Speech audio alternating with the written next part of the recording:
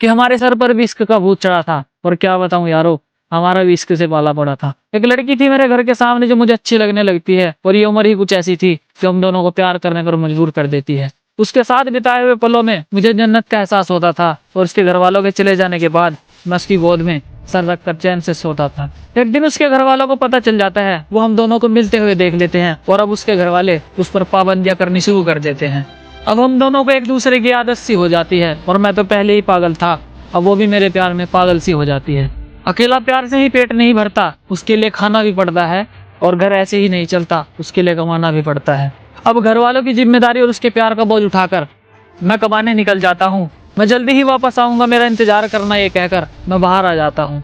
उसे मेरी आदत थी तो वो मेरा इंतजार कैसे करती, और मैं उसकी मजबूरी समझता था। उसके पास तो फोन भी नहीं था, तो मुझसे बात कैसे करती।